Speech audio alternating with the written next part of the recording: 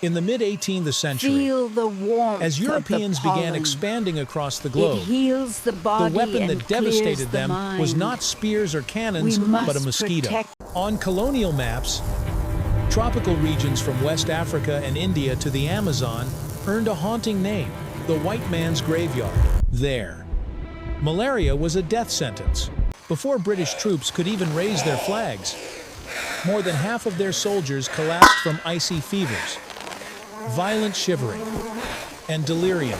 The most powerful industrial empire on Earth was being defeated by a creature barely 3 millimeters long. Yet their salvation did not come from laboratories, but from the South American rainforest, where indigenous communities had long used cinchona bark to reduce fever. From that moment, world history shifted direction. What began as a local herbal remedy turned quinine into a pillar of global medicine, Here's to the hottest spot transforming in the folk city. knowledge into a geopolitical instrument that enabled colonial expansion. Before machine guns and steamships, this bark was the true tool that allowed Britain to conquer half the world.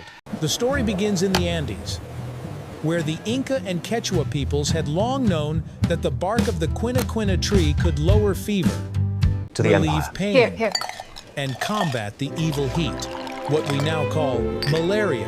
When Jesuit missionaries arrived in South America during the 17th century, they observed, documented, and brought samples of the bark back to Europe. They called it Jesuits' bark. And within monasteries, the new remedy quickly spread among the aristocracy. But its spread came with appropriation. Indigenous people received little recognition. Knowledge refined over centuries was erased from official medical history. By the mid-18th century, the Royal Society of Britain and the French Academy of Sciences had transformed the bark into a strategic asset. Secret expeditions were sent to the Andes to collect seedlings and cultivate them in colonial territories.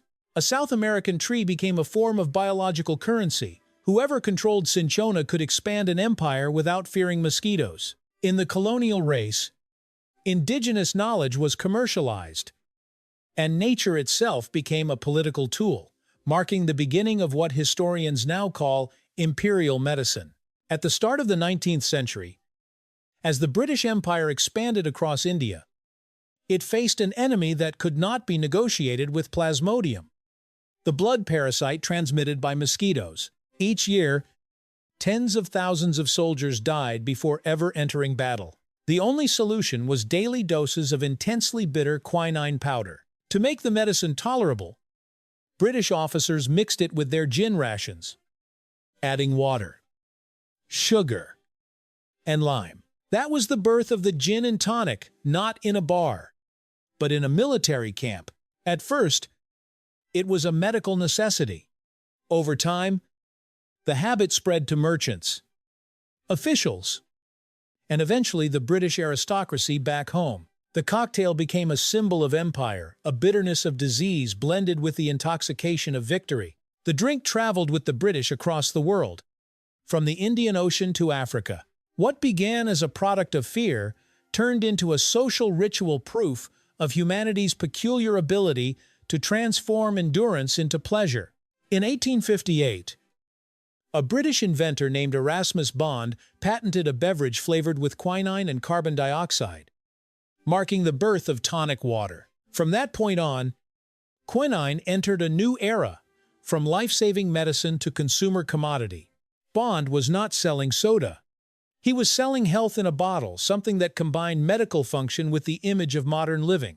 Victorian-era media quickly mythologized the product, a refreshing drink that protects against tropical disease, bringing strength and clarity. In many ways, it was the precursor to today's functional beverage industry. As the British Empire expanded, tonic water followed merchants, soldiers, and nobles to every colony. In bars across London, Bombay, and Cape Town, the gin and tonic became a drink of prestige, embodying imperial spirit while celebrating humanity's triumph over nature. Yet beneath the bubbles and bitterness lies a paradox, a body of knowledge taken without credit, a tree exploited to exhaustion, and a disease controlled through systems of biological commercialization, where medicine and power merged within a single glass. Today's gin and tonic is not merely a cocktail.